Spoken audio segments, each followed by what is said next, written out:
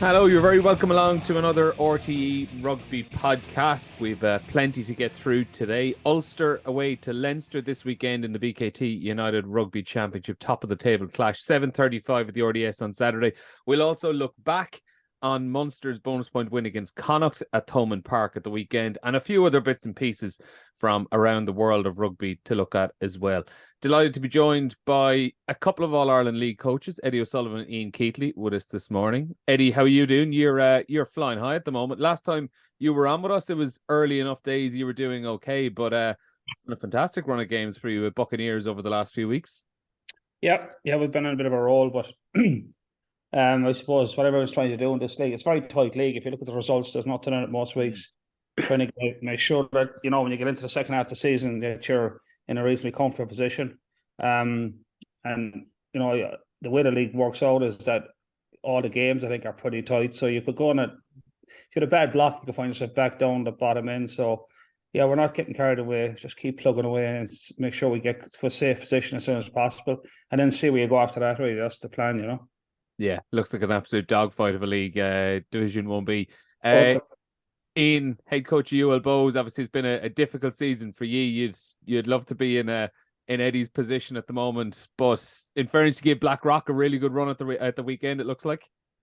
Yeah, we're kind of in the opposite position to Eddie. Eddie's going really well. We're not going really well.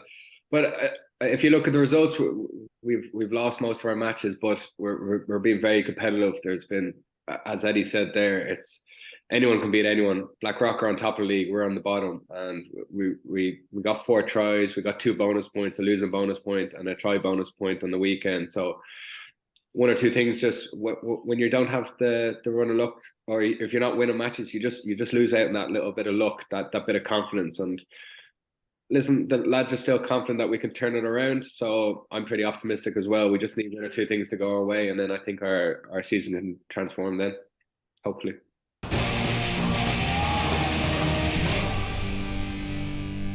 So this weekend, top of the table clash in the URC. We've got Leinster hosting Ulster. Leinster 8 wins out of 8. Ulster 6 wins and 1 defeat out of 7. Just that 1 defeat coming against Leinster earlier on in the season.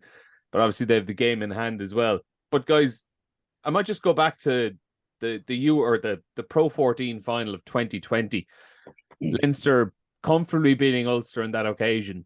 And after that match, Dan McFarland speaking about Leinster, saying there's 14 teams in that league at the moment and there can only be one winner. He says at the moment there's a team that's outstanding and nobody is really touching them. Obviously, Leinster got knocked off their perch last season as well. But if we were to look at the way Ulster and Leinster, the gap that there was there between the two sides, maybe back in this time 2 years ago, compared to the gap that's between them now, Eddie, how much work have Ulster done in closing that gap down? They've done a significant amount. Like, the results have been outstanding. They have a game in hand as well. They lost that game in South Africa that was cancelled, but they've only lost 1 game this season, so they're right up there. I think Ulster are at their best when they get that balance to their game, that where they don't have to dominate up front, but to hold their own. They have a really good backline, and they play some stunning rugby. Their bugbear has always been, I think, over the last years, I kind of got tired of saying it, is that their inconsistency with like a 1 good week, 1 bad week, up and down. And even within 80 minutes, they could play like sublime rugby for 40 minutes and then go off a cliff. I think that seems to have dissipated, which is great because there's a consistency in the performances now. They're keeping the foot on the pedal, They're probably smarter that the game they lost was to Leinster in a monsoon. I was actually at that game. And they had that game at least drawn, and Sexton lost the ball going over the line in the rain. So they're right up there at the moment. But this is a watershed game, though. Like it's away from home. It's in Dublin. They got a result there last year that won't be missed by Leinster. A chance to straighten it out. But yeah, I think they're pretty much where they want to be at the moment. And I think for me, their style of rugby at the moment is really good to watch. They use their backs really well on starter plays. They use their pack smartly to set up their attack, and it's a good balanced game. So when they strike that balance and their forwards are delivering for them, they're right up there with Leinster. We know what Leinster can do, of course. They've got so many strings to their bow, but I think, yeah, Ulster will be licking their chops at this. And if they were to turn Leinster over, in Dublin, it will be a watershed game for them, because I think there's a lot of chips on the table, not just the 4 points or whatever. It's the fact that, these are the two top teams meeting. There's no excuses. You just get on with it and see what happens. And I think Ulster will be advancing their chances, but I still think Leinster at home, when there's a crunch game, are always hard to get past. They just seem to know to get a result at home. But it's a game that everyone is going to want to be watching, that's for sure. Yeah, and I think, Ian, it's kind of set up nicely as well, because pretty much 12 months ago to the day nearly, Ulster went down to the RDS and won for the first time in a long time. And there was an element maybe that was a little bit of a free shot for them, because it was just so difficult to go down there and do it. They hadn't done it in a long time. But the fact that they did that last year, did the double over Leinster, came close earlier on in the season, that there is a little bit of expectation that, not for Ulster to be winning this game, but at the very least to really be giving it a good go. And it's no longer the free shot maybe it was. Yeah, exactly. And as you said, they've definitely closed the gap. They've really developed their game. They've got a nice, strong drive and maul, which they scored 2 or 3 tries on the weekend. But as Eddie said there, they can mix it up. They can go out to their backs, and they're really creative now. I don't think Leinster will be forgetting Rob Hume's celebration after he got that intercept try last year, when he was shrugging his shoulders as this, like, there's no big deal about winning in Leinster. So there will be a bit of bite from Leinster, and as Eddie said there, they won't lie. They won't let that. They won't lie over too easily, especially with their internationals coming back. But Ulster have definitely closed the gap, and it's leading into an exciting little battle between. They've almost become the 2 top teams in Ireland. Well, in Ireland, but also in the whole league. Now, the big thing, I think, Ulster, what they've really done this year and over the last few years, is they've created strength and depth. I think in the past, they would have lost 1 or 2 players, key players, and they would have dropped their standards. But now, I think their strength and depth throughout the whole squad, they're really becoming a formidable squad, even if they lose 2 or 3 key players. Yeah, and as much as the depth, it is just fantastic. I think, Eddie, for the neutrals' point of view, we're a week out from a Champions Cup. Neither of them brought back their internationals last week, so the expectation is we're going to have both Leinster and Ulster pretty close to being full strength for what they have available. Yeah, and I think as well as the context of you mentioned the Champions Cup next week. You want to go into that on the back of a good win, a good result. So, whoever loses on the weekend is going into the Champions Cup on a loss, and you don't want to do that. And you can see that both teams are rolling out they're putting their best team in the field. That's the beauty of it. Like, we've had, what I miss is the Interpros, where everybody's on deck and everyone's playing. Like, we've had some Interpros in the last few years that the teams have been stripped down. And, everybody tries to get excited about it. But, to be honest, truth of the matter is, when teams are missing 5 and 6 players each, it's hard to get excited about it. It loses that edge as you call it, as an Interpro. Because I remember when the Interpros, when I was Irish coach, I used to watch the Interpros through my fingers at Christmas, because the 2 teams would just knock lumps out of each other. And they're all coming into camp the following week, and you're just the walking wounded, worried how many guys are going to be injured. But we don't have a lot of those Interpros anymore. The team seems to be stripped down, but this is one where everyone's on deck, because the way it's timed and the fact that Europe's the following week and both teams are bringing back their heavy hitters, that makes it a real Interpro. There's a lot at stake. There's the URC at stake, who's going to be the top dog. There's Ulster have a kind of a watershed game for them in their season. If they can win, really bolster a chance of thinking we could take silverware this year. And then there's heading into Europe on the back of a win. All those things are on the table. So that's huge spice to the event. So yeah, I think it's really the game of the weekend for me, Yeah, and there's a nice rivalry developing now over the last couple of years between the 2 sides. The fact that Ulster did the double last year, and Leinster, they aren't a team that take defeat lightly. Leo Cullen still speaks about the Montpellier game last year, the one they had to forfeit. That got brought up again on Saturday evening, just casually by Leo Cullen. So he's I've certainly noticed over the last year, he's not someone that forgets a defeat or forgets something that kind of happened them lightly, it doesn't happen often as well. So let's be Yeah. fair. So generally win most of their games. So it's easy to remember the defeats. But the other thing, the point you mentioned there was really that, like, in terms of the tournament, this is I think a colossal game for Ulster. So like Leinster, it's not an existential threat for Leinster to lose next weekend. You still think they're going to be in the shake-up at the end of the season. But for Ulster's psyche, if they can win this weekend, it would really bolster their confidence that they're going the right direction, and take that on into Europe as well. So, and I think the point that you made just a moment ago, I would concur with it. Ulster and Leinster have become the crunch Interpro now. It used to be Leinster and Munster, but I don't think you can say that anymore. Like the Leinster-Ulster games are the crunch ones.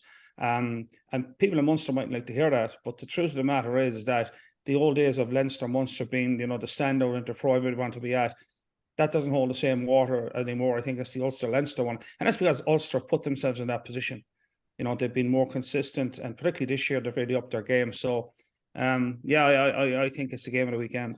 Yeah, and like I don't think that's necessarily like a hot take or a controversial opinion. When you have a rivalry where when you have a rivalry where there are back and forth wins, obviously that's I know at this moment in time it certainly looks on paper to be the more competitive rivalry.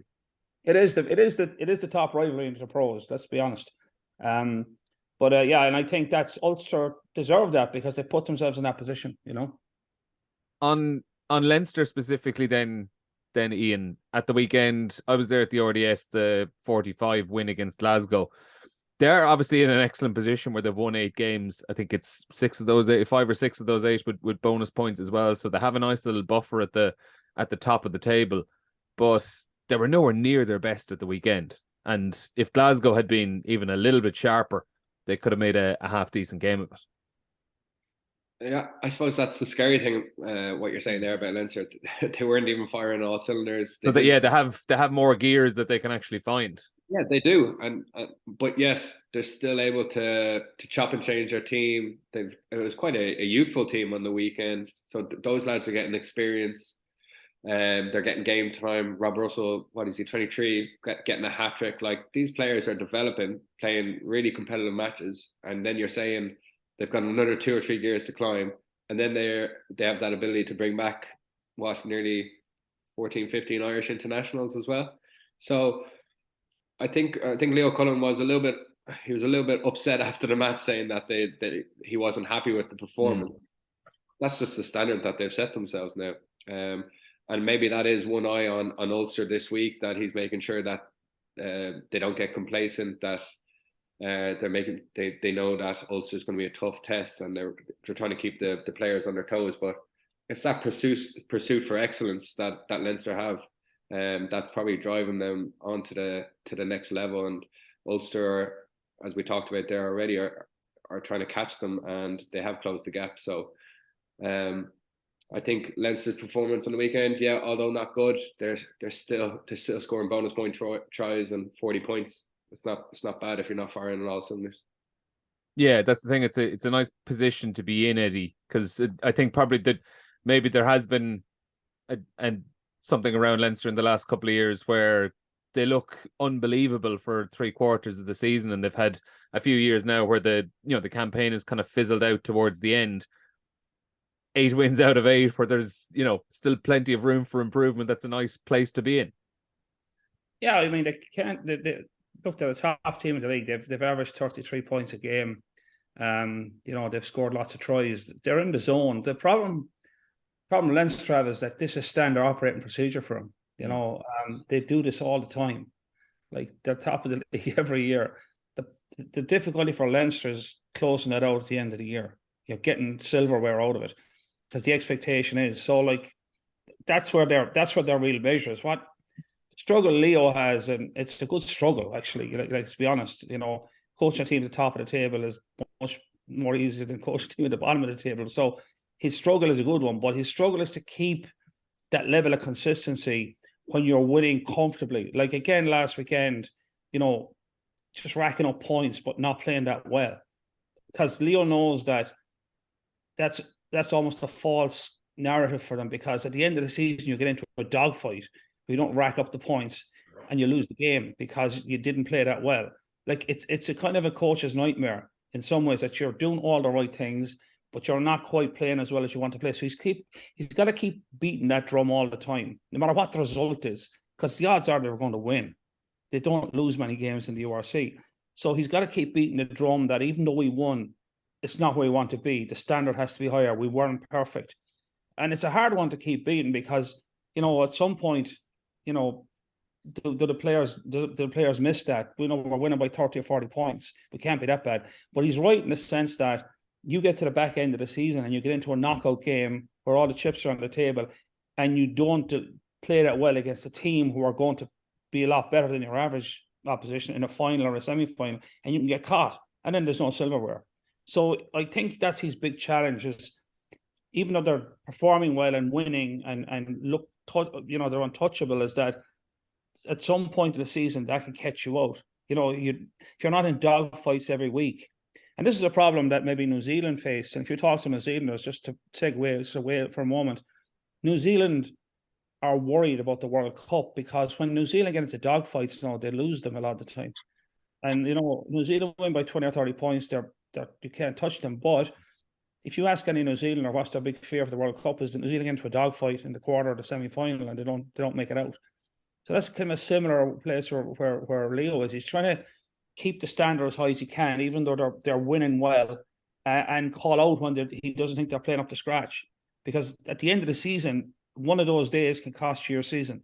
And that's the tricky part. It's a good problem to have, by the way. It's not like most coaches would trade for that, but yeah, that's his challenge all the time. Poor Leo. Oh, go ahead, Ian. Poor Leo. Yeah. Oh, he's got a tough gig there, Leo. Yeah, it's brutal. One of the things he seemed to be pretty annoyed about last weekend was discipline, and it's been a little bit of an issue for them so far this season. Going into last week's game against Glasgow, they were above that kind of that 10 penalty a game mark. I think they were just under 12 per game. There was another 14, I think, they conceded in the game against Glasgow, and more than 10 of those in the opening half.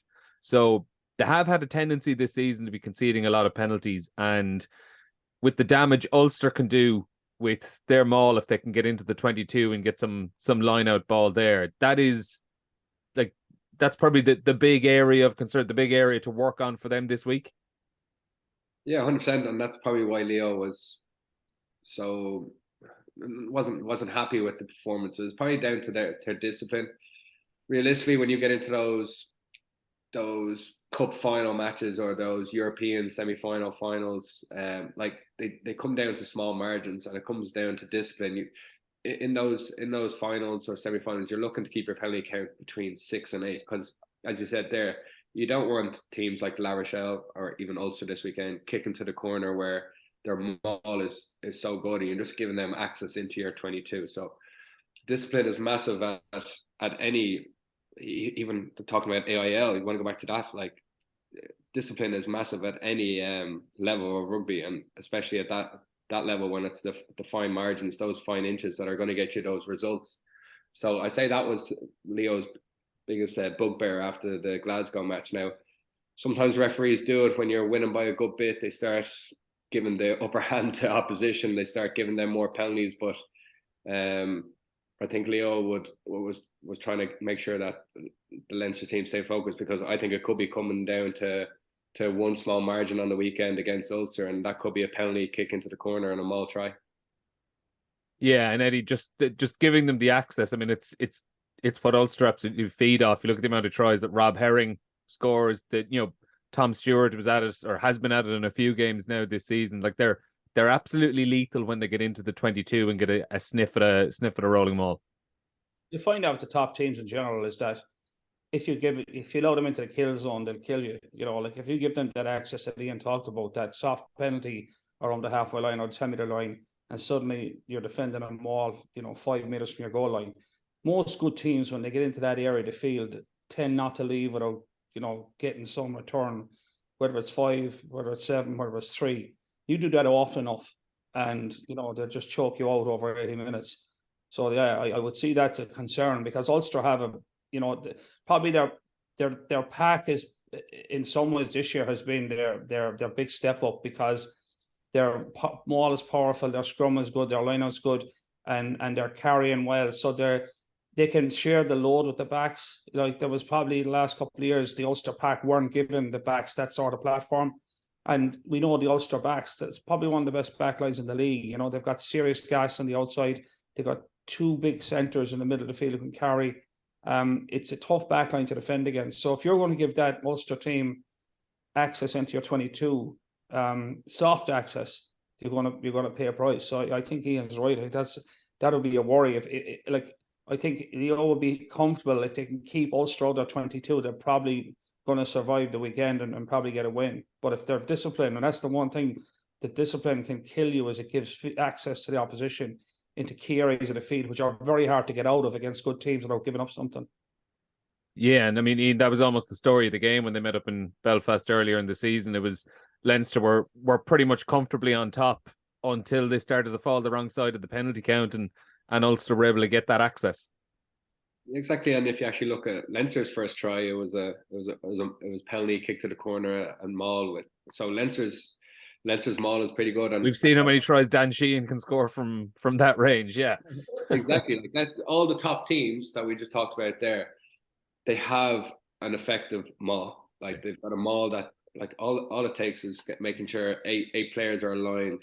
Make sure you win the line out, and it's once that maul is set, it's so hard to stop. So when we talk about the game there, when the conditions were bad, and we're kind of getting into that season when the weather is starting to turn, so a lot of teams will start playing that kick territory game, start looking for more penalties, more kicks into the corner. There'll be a lot more maul tries, a lot more pick and go tries.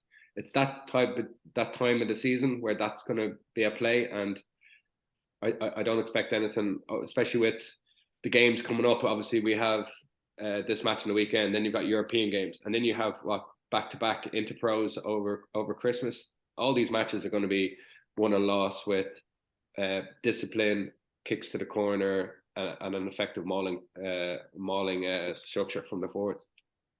And one final point on this game, I just want to go back on the Ulster backs, as you were talking about, Eddie. The last couple of years, they've had as good a backline as almost anyone, and all young players coming through as well. And someone who was probably on the fringe of that backline wasn't really getting a huge amount of starts in the bigger games last season, but it seems to have really, really turned it on this season, in my opinion anyway. Stuart Moore, and he was on the Emerging Ireland tour as well a couple of months ago, did really, really well, and he seems to be one of these players that's quite in fashion over the last couple of years. He's incredibly versatile. He's excellent in the centre, played full back the other night against Zebra. Now, I know there's a gulf in class between Ulster and Zebra, but he seems like one of those players who's just very, very comfortable in any position he plays. And, is he potentially someone who could put a lot of pressure on Mike Lowry, for example, for a starting full back place?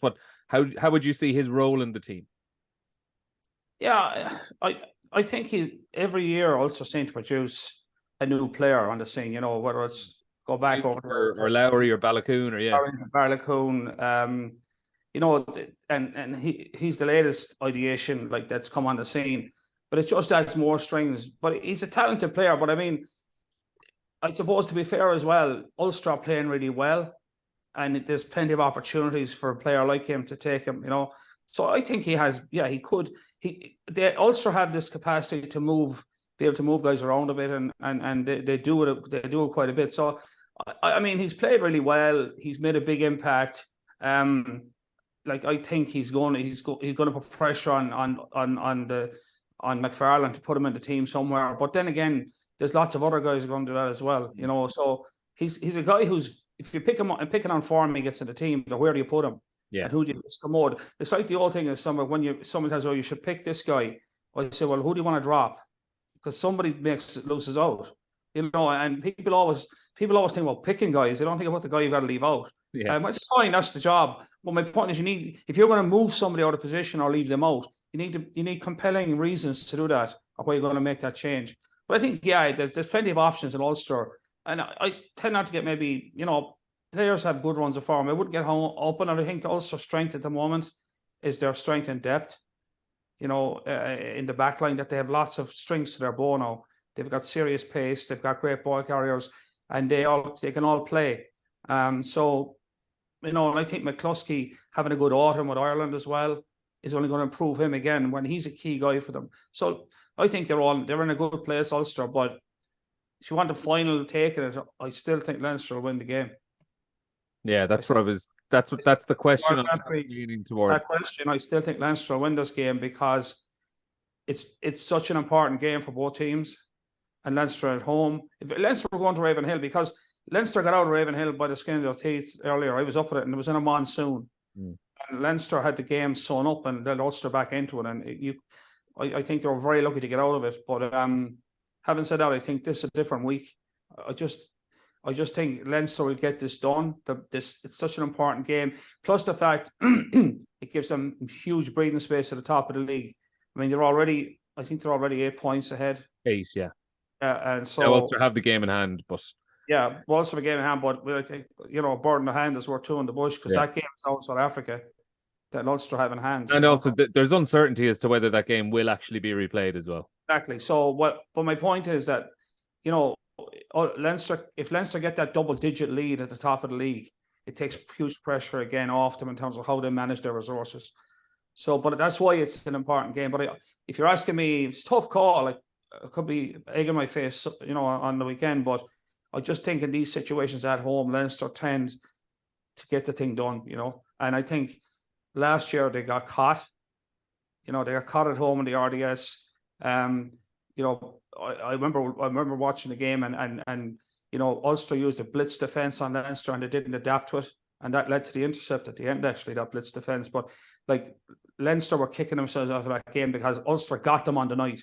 And you felt if they played the next day, might have been a different outcome, but you don't get that opportunity. So I think there's a lot sitting on this for Leinster. So I think that's what I'll get it done. Won't be easy. A great game, I think. Yeah, I think if Leinster win this, as you said, they go to a 12-point lead. This is a 10-game block in a row for all teams. They've already played one. But if they win this game, it frees them up around that Christmas time. I know we talk about getting Interpro as being fully competitive, but it's a great chance for Leinster to go 12 points clear. Then they can start resting more players. More of their squad gets game time in Interpro matches, which helps develop them. And then they can just pick and choose. They can almost plod their way through this 10-block game without actually they'll use all their squad, but they'll still pick real strong teams throughout, and they'll pick matches that they can really target and go after. And it's going to be a huge advantage if Leinster win this match over this 10-game period. To go back then, Keats, to the derby at the weekend, Thomond Park, Munster 24, Connacht 17. Probably one of those games where if you were to look at them, for Connacht it would have been a great win, but Munster had to win. They absolutely had to win. Yeah, I was talking on Game On during the week, and I said it's very rarely in November you have a must-win game, but it literally was a must-win game for Munster, and at least they backed up their performance against the South Africa club's 15 select. So, and listen, it was a better performance. You could see them clicking. They had that nice balance between a kicking game and a running game, and a few players are starting to actually probably nestle down a little starting seat. I think Antoine Frisch was a really good player, and everyone was talking about Malachi for the whole time. But it looks like Antoine Frisch might be the starting 13 going forward, because he's done really well, and he's just linking that, nothing special, but he was just linking the play well, that connecting between the forwards and the backs and controlling that midfield area, and he was just putting the ball into the right space at the right time. So and even on the South Africa game and into this one, Eddie, he just looks to be a very, very calming presence in midfield there, and just linking up the play very, very well. Well, he's probably a classic French centre, and and believe me, there's not that many of them even in France. And he's a very smart footballer. So as Ian said, he doesn't do anything wildly spectacular. He just does all the right things. So my point is, it's very simple. If you're a centre in attack, your key decision making is whether you pass or whether you run. That's it. And when you kick is the third option, but let's take that off the table. It's not his priority. And Fraser is one of those guys that 9 times out of 10 will do the right thing. If it's on to pass, he'll put somebody into space. And if it's not on to pass, he'll find a seam and he'll go through and he'll win a collision. He's not a big guy. So he's an exceptionally smart footballer, but he just does the basics really well. But if you get somebody in the middle of the field, whether it's, like a centre is the key guy who makes those smart decisions all the time in that 13 channel, it makes a massive difference to all the players around him because he's putting people into space or he's getting over the gain line. And that's all you can do as a player, as a centre. That's your job. Either put somebody into space or get over the gain line. And he does that really well. Whereas a lot of the centres you see now are kind of one-trick ponies. Most of the time they're going to truck it. They're going to carry. He's got that extra dimension that he can carry the ball. He's not a big guy, but he picks his seams really well. He gets into space between defenders, but he doesn't have to make a massive carry run over somebody. But his key is his lines of running are superb, so that he's able to put people into space. So that's why he was so stand out. And everyone was kind of talking about him for good reason. But he brings that, and I agree with Ian that if let's be honest, Munster's attacking game has not lit the world on fire, but having someone like him at 13 could be a game changer for them, So I think, he's a guy to watch. They need to get the ball in his hands though as much as possible at the right moment. But I agree, he could be a bit of a game changer for Munster, not because he's running over people or not because he's an Anton Dupont type player. He's not spectacular. He's just so accurate, so smart, and makes the right decisions 99% of the time. Ian, to go back on maybe even in the last couple of games before the international break that they lost through to the South Africa game and now Connacht at the weekend, are we starting to see or get maybe a better idea of what Munster are looking like under the Graham Rowntree, the Mike Prendergast, Dennis Leamy coaching ticket? Yeah, I do think so. Now, the start of the season was tough. Obviously, bringing new coaches, new style, new game pattern, but they also had quite a lot of injuries as well. Mm-hmm. They were really struggling. I was in there around the place, and they were struggling for players even to get 15 on 15 in training, which is absolutely massive. Now, even in the last few weeks, and because of that South Africa game, it was like the weather wasn't great. They actually they kicked a lot more in that game. Yeah. More than they have been. They've been trying to run absolutely everything, and you actually saw more glimpses of it again against Connacht. They actually started kicking the ball more, and what happened was they were kicking it, then they were getting a kick back, and then they were trying to have a go and attacking against a bit more unstructured D. So I think they've developed that part of their game as well. So I know everyone's looking at their attack, but they've started to kick more to get a bit more broken field space to attack, and I think that's why their attack is kind of coming on a bit. I know kicking almost seems like a negative thing, but sometimes you need to do it to create a bit more space. And also, they scored 2 tries from mauling tries. We talked about it earlier. The maul, like their maul hadn't been firing. They weren't getting. It's almost like a cheap 5 points, cheap 7 points when you can kick to the corner. You give it to the forwards and they maul and they just do their job and get a try. Like they haven't been doing that. And they kind of brought it back again over the last 2 matches. Their maul has been really firing, and as I said, it just picks up the crowd, it picks up the whole atmosphere, and you can see that the players are enjoying it again. Yeah, and like to speak about the maul, but even on the other side of the ball, their defensive maul over the last couple of games has been really, really good. Against South Africa, South Africa went to it 2-3 times throughout that game and got absolutely nowhere. And certainly against Connacht, there was definitely one, I think it was in the first half, where Munster held them up coming up towards half time as well, as they were coming close to the line. So like it shows it's, putting the ball into the corner and setting up a maul, Eddie, is far from a gimme, because there are defenses out there who can deal with it very, very well. Yeah, it's a hard thing to defend though. I think that's why teams go to it, because the advantages with the attacking team. But can be defended, and Munster have done that. But just talking about, if we could go back to Munster's attack, I think there is green shoots there. And I think Ian's right in saying that maybe they're working off the basis that they're happier to attack off of counter-attack on structured play than they are off maybe set pieces. I still think that, looking at Munster last weekend, there's 2 takes out of the game for me. One is that their goal to play is still their kick to the corner. Yeah. And if I was playing Munster in the morning, my whole ambition would be is discipline and not give them access to your 22. Munster still have, and I know Calvin Nash got a good try, but that was off a scrum. And there was a good break.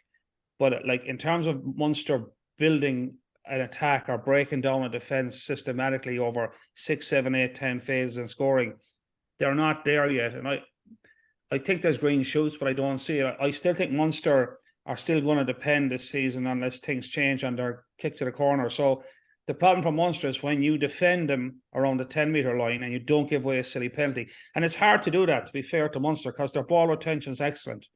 And they'll take it through 10, 15 phases on the 10-metre line, and eventually somebody will go fall on the wrong side. It's a penalty. They'll ping it in the corner. And if Munster get into your 10 metres from your goal line, they're probably going to score. That's their bread and butter. But I think the problem for them is as the season goes on, that's not sustainable in terms of winning big games. Because once teams don't give you access, they're not able to create that. So I think the jury's still out for me. I think there's green shoots, but they need to start deconstructing teams from further out and scoring tries from further out to be the complete package. And I do think as well that they were really lucky last weekend. They got a couple of huge refereeing decisions went their way that I think were just bad calls. Certainly John Porsche yellow card was, I couldn't believe it. I mean, Porsche just stood his ground and Carby ran into him. That's how I saw it. I'd give that a straight yellow. Now, maybe you say, okay, it was a penalty, but I don't see what a yellow card was in that. And then there was the penalty reversal for tackling Hodnett in the air. And again, if you look at it, Hodnett jumped after he got the ball, not before he got the ball. So there were two huge calls that cost Connacht. And I'd say Connacht didn't say anything because you don't say anything anymore because, you're not allowed to say anything unless you're as Erasmus. But, the coaches bite their lip, but I would say I felt for Andy Friend because they were game-changing moments.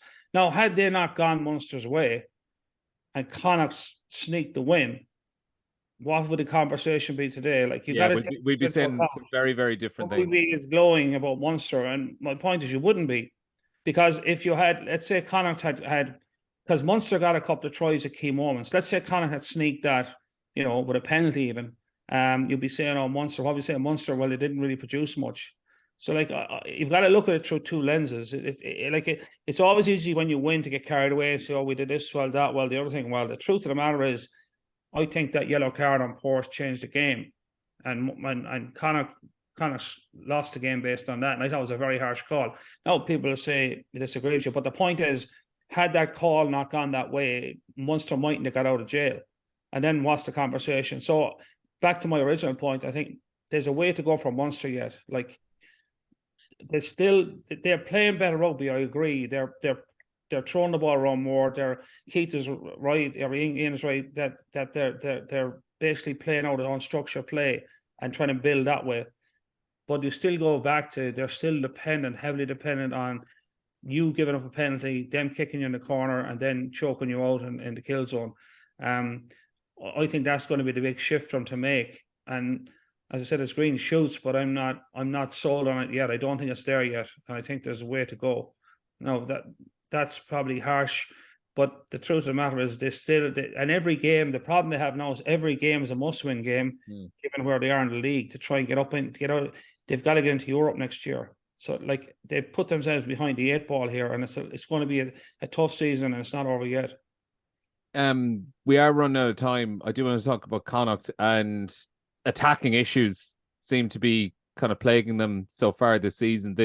They were a disaster in defence early on in the season, and it seemed to sort that out as the season has progressed. But we're seeing nowhere near the kind of levels of attack that we would have over the last couple of years, and it's something that both Andy Friend and Pete Wilkins have had to speak about quite a lot. They just don't seem to kind of be. They don't seem to be exposing the holes in other teams. They don't seem to be threatening. They don't seem to be stretching defenses like they were. Is there any particular reason, we'll say, why a team can kind of go from hot to cold so quickly in one area of the pitch like that? Well, just what Eddie was talking about there, saying those key moments with the yellow card report, when he was saying that, Munster got out of trouble, I was like, well, if you actually think about it, Connacht didn't actually fire that many shots. in the match. Like they got one intercept try, which was a mistake from Mike Haley. I know Marmion scored late on, but they didn't really look like scoring. So what we're talking about there, that attacking prowess. I really think that Bundy Aki is a big catalyst for Connacht, and when he's firing those two matches last year against Leinster in the European Cup, Bundy Aki was immense. Like he was just their catalyst. He was their go forward man. He was their link. He was their drive, and I thought he was going to make a big difference on the weekend, but he didn't. He looked a bit of a shadow of himself.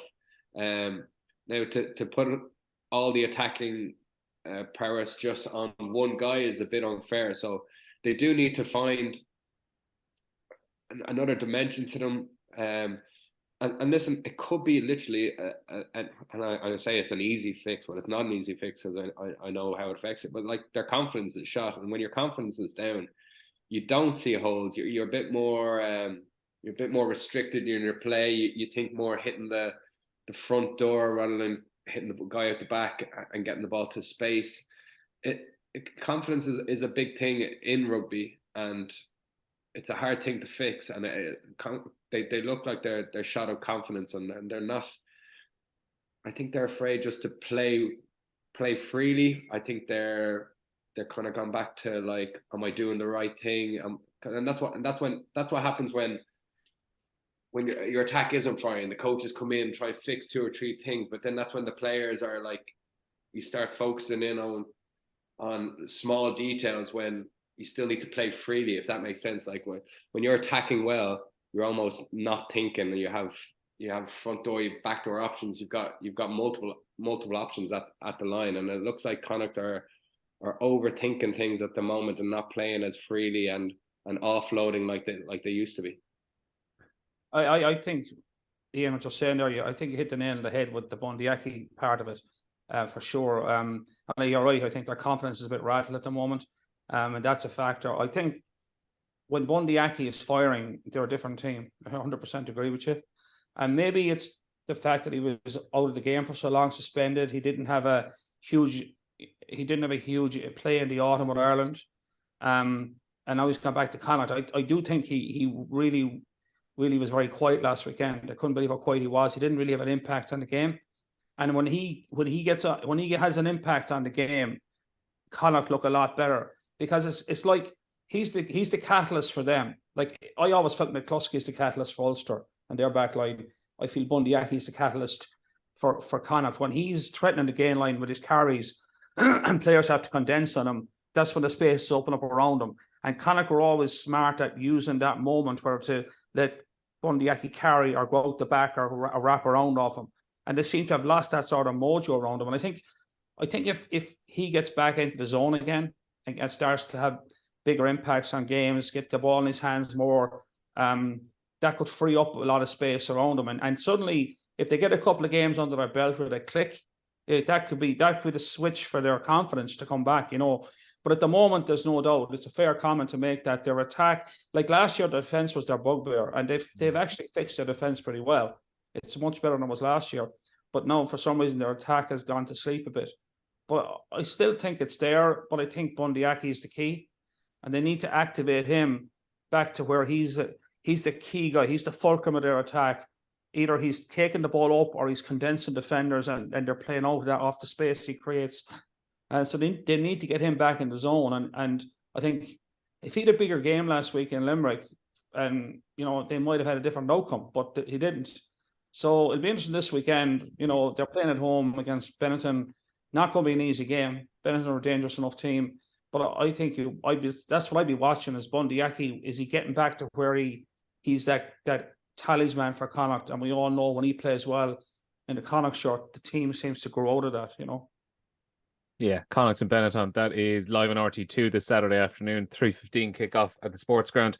Final couple of bits to chat about, guys. I might go on the international stuff first. So the Autumn Nation Series officially wrapped up there at the weekend. Wales somehow losing against Australia despite being, I think, about 19 points ahead during the second half, and South Africa with a well-deserved win against England. And it's brought up a situation, guys, where we've two coaches Wayne Pivac at Wales and Eddie Jones at England under enormous amount of pressure after pretty disastrous years for both of them. A year out from a World Cup, there are people calling for coaching changes. It seems to be splitting opinion, particularly in England, where Eddie Jones, I think that he's had this kind of World Cup focus now for a while, and ultimately, I find it interesting, Eddie. It's a nice way to go about things where you can buy yourself 3 years with pretty poor results, saying, "Oh, we're building towards the World Cup," and then when things get their lowest a year out from it, you say, "Oh, we're too close to the World Cup now to change." I mean, for me, that's a nice way to buy yourself 4 years. Yeah, I think you've got to look at the perspective that, like, certainly, some teams look at the World Cup in terms of, or the performance of their team based on whether team is going to win a World Cup. We're more grounded in Ireland. We're talking about, well, this team, Ireland, could break the glass ceiling and go to semi-final. And if we get to semi-final, all bets are off, So that's where we're approaching it. Whereas England, New Zealand, France probably are thinking, every time something goes wrong, we're not going to win a World Cup playing like this. And they're always hovering over the panic button. So, I mean, I think the worrying thing for England is that they were comprehensively beaten by a South African team physically as well. English teams, whatever you say about them, are physical, and they will bring that against any team in the world. And they got dominated last week, and it's the last game of the season. So everyone's in a bit of a panic. I suppose it comes back to at this late stage with coaches, like, it is a massive thing to if they were to any team to change its coach now less than a year over in the World Cup is a massive shift, because, well, let's play that out. So a new coach comes in with new staff, with new ideas, and then they say, well, I need time to bed in. There's no time to bed in, So it's kind of do you really want to go down that road? Like, it's a massive risk. Or do you go back and you say, well, look, okay, things aren't good at the moment, but at least you have a coach in place who knows the players, knows what's going on. And probably the players get a say in this. What do the players think? Is that the guy they want to lead them into the next World Cup? It's kind of at that moment where the players probably have a big say in it. So it's probably, instead of, probably panicking and jumping up and down, what the unions will be doing is talking to the players, the players group, because the squads are pretty set now. There's no big surprises coming into those squads for the World Cup. And the players would have a say. And then if the players say, well, look, no, this guy isn't for us, which is a bit late in the day, you'd have to consider it.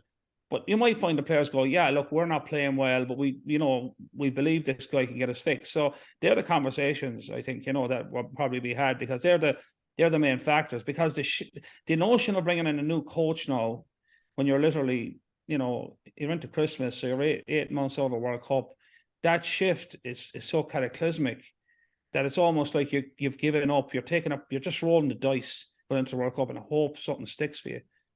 So I think it's easy for people to jump along. So we have to make a change now. The same people will be jumping up and down when you get knocked out of the World Cup for making the change. So I think it's a very difficult place to be. And let's take the Wales situation. I know they imploded, but they scored 34 points. So they must have been doing something right. Do you know what I mean? Like, it wasn't complete. The catastrophe was losing the lead like that. And, falling apart in terms of their defence and their discipline, and eventually getting caught by an Australian team who weren't the best in the world. But something had to be right when they scored 34 points. So, it's again, this knee-jerk reaction that either everything is brilliant or everything's brutal. There's something in the middle there. And the question is, I think at this stage, if the players believe in the coach can take them to the World Cup, they should let the guy get on with it. And there's fixes there, but everyone's got fixes. So I just think people tend to lose their own themselves when things aren't going well, and they think, let's do something cataclysmic and it'll make we all be better. And Keith, the final point on it is the optimistic side of you for England and Wales is the fact that they're on the easier side of the World Cup draw. Like, England were beaten by Argentina, who they have in the pool this year, and England a few weeks ago against Argentina were pretty terrible. So they don't have to make a significant improvement to to be better than an Argentina and to finish top of that pool and have a solid shot at getting to a World Cup semi-final. Yeah, I bet and likewise Wales with Australia in theirs. Yeah, I think Eddie will probably use this and be like, okay, we're coming in under the radar here. Let's see. He'll twist the story around to make everyone's out to get us. Nobody believes in us. Yeah, I did this on purpose to get us. Is this what you're doing against Navan this weekend? Is it? Yeah, exactly. Like we're coming in under the radar. But I think with Eddie Jones, like I think that draw against New Zealand, they obviously beat Japan. I know they lost, as we talked about there, they lost to Argentina, but if you actually watched the start of that game, like they could have taken 3 points, 3-6-9 early on, but they actually started kicking for the corners. It's like they were trying something. We want to go for tries early on, and they end up losing by 1 point, 29-30, I think it was.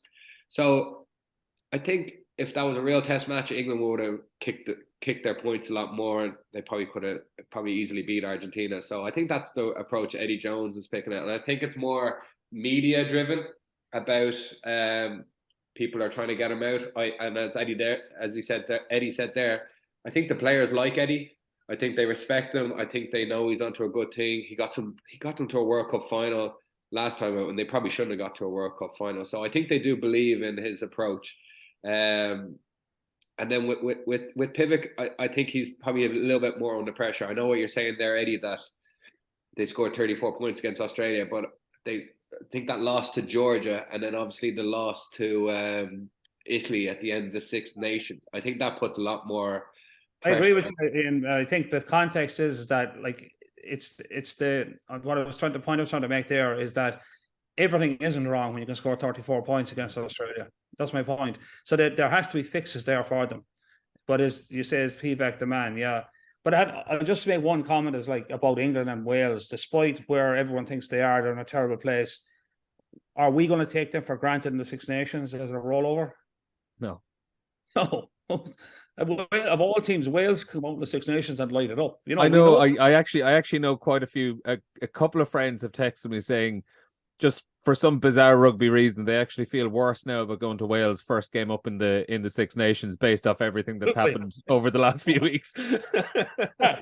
I mean, they're wounded animals now, you know. So, like, despite everyone saying how what a disaster they are, you know, and that's the general narrative, they all have to make changes. Like, we're going to face those two teams, and we're not taking. You know, we'd be very foolish to assume these are done deals by any stretch. You know, so like England and Wales aren't gone away. You know, they just had a bad run. It's a bad time for a bad run. There's no question. Because everything at this time of the year, if a bad run, everyone projects it onto the World Cup immediately. I would say, I don't think England are going to change, and I don't think they should change. Actually, I agree with Ian. I think the English players play for Eddie Jones. Like for me last year, I was in Twickenham when we played against 14 English players for 80 minutes practically. And we got out of jail in the last 10. And I remember saying that to somebody, those English guys will play for Eddie Jones. Now, they're playing for England as well. Don't get me wrong. It's not just that. But, you know, they played their guts out that day. We took 70 minutes to beat them. So, like, I don't know the situation in Wales with Wayne Pivac. I think I agree with Ian. He's on thinner ice. But having said that, Wales can turn things on a dime. They're just like that. And then just, we talked about it earlier, those small margins, discipline. Let's look at a few, like England drew 25-all, lost to Argentina by a point. They beat Japan. I know they lost a bit more by South Africa, but then Wales lost to Australia by a score. They lost to Georgia by a score. They lost by Argentina 2013. Once again, like they're actually quite small margins. And at test level, those small margins, that could be a penalty kick to the corner, as we talked about earlier, that discipline. So I'm sure that's what Wayne Pivac and Eddie Jones are saying, like, lads, those small margins, if we can just turn that around, we'll be in. And with Rassie Erasmus's tweets that he puts up, like the one kicking the ball out. Let's not start on that. We have time. We might need another hour on this podcast. We're bringing, but that's what international rugby and even rugby is all about. Those small margins, and that's what he was playing at there. Is how can you win those small margins? Yeah, we'll see how those international gigs play out over the next 12 months. One thing anyway, it doesn't look like Ronan O'Gara is going to be taking any of them. Reports in France this morning saying he's about to sign a new deal with La Rochelle. pulling the oldest trick in the book on us there last week with those comments on England. But that's where we'll leave it on the podcast this week. Eddie and Ian, thanks a million for joining us. Best luck with your games this weekend. Ian, you're Navan, is it? And Eddie, Banbridge? All right, well, very best of luck with those on Saturday. That's it from the RTÉ Rugby podcast. A reminder, Connacht against Benetton is on RT2 this Saturday or on RT1, I should say, sorry, and the RT Player this Saturday afternoon, 3:15 kickoff. And then on RT Radio 1, Saturday, 7:35, you can get live commentary of Leinster against Ulster. We'll speak to you again next week. Cheers now.